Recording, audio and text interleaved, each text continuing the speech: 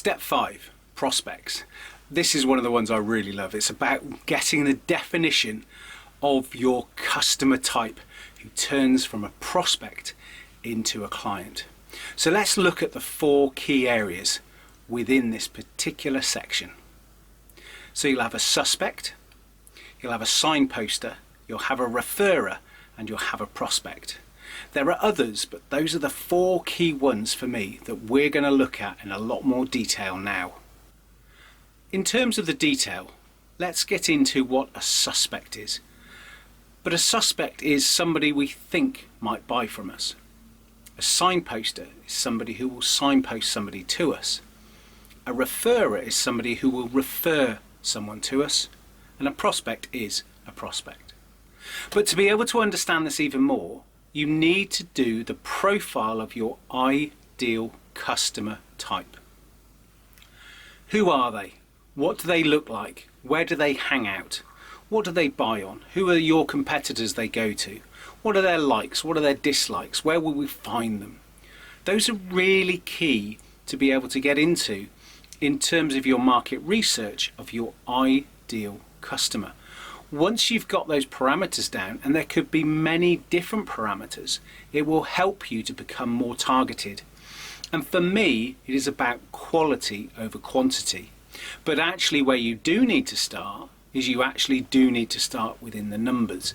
And when we're starting to look at that, we do need to think about a whole range of suspects. So when we look at the suspects and we go, right, who's this, who's that, then we can start to whittle them down. And it's that starting point that many people get wrong. They don't actually start to profile, but they also don't start to look at the profile and then just expand slightly outwards to then see if they can come back in. So what I mean by that is you will have a lot of suspects. So you'll have a lot of suspects that you're looking for. Now, when you talk about suspects, there might be people that you can be approaching yourself. There might be people you're driving in on other ways, and we'll look at that in the promotion step. But when we're looking at this, start to get some really good data. Start to put your data onto a CRM or a database that you can start to do that profiling. Once you can define your ideal prospect, then you can start to have suspects, and the suspects you can then start to whittle out, those that stay in and those that go out. But also you can look at to say, well, is a suspect, are they a signposter? Are they a website or somebody that will be saying, oh, you need to speak to? So an example of, say, a signposter rather than a referrer, let's look at a signposter. A signposter might be, say, an accountancy firm. An accountancy firm might say to their client, well, we need to look at raising some finance. And they might say, you need to talk to this person, or here is a website with other finance companies on it. And it's about that. It's just a signposter. There's no referral, it's just a signposter. So you're signposting somebody that way.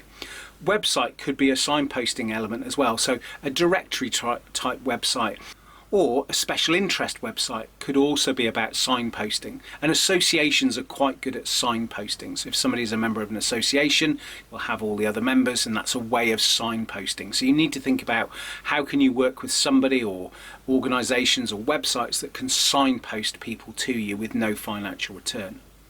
Referrers are very different. Now, a referral to me is one of the key areas that you can find the perfect prospect.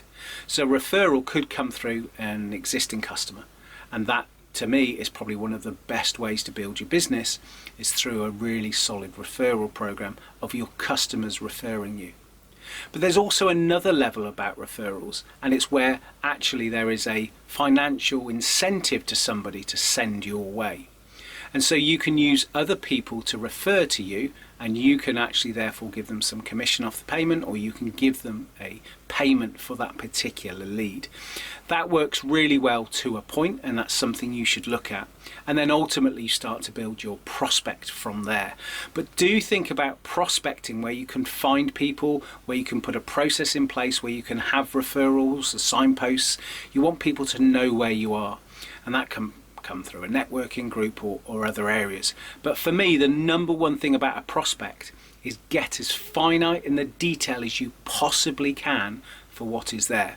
And I know for me, the types of business I work with are startups who are serious about getting into business, and scale-ups who are serious about the next stage and know that they need to get some sales in place to make it work, but they're serious about it.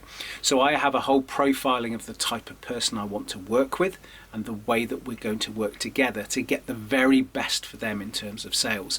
And you need to think about, what does your prospect look like? I know in early days of business, sometimes it's easy to grab a suspect and you spend a lot of time going on and on and on, but they're not the right person, so you spend a lot of wasted energy on that. So with your suspects, will they turn into a prospect? Could they be a signposter? Could they be a referrer? And start to really pull that down. But get a sheet of paper, write down, what does your ideal client look like? You know, where are they? What are they in terms of what I already said? Get that sheet of paper out and make sure you do that, because the more you get the prospect right, then when you move into the next stage and we talk about promotion, then you can see how exciting that's going to be.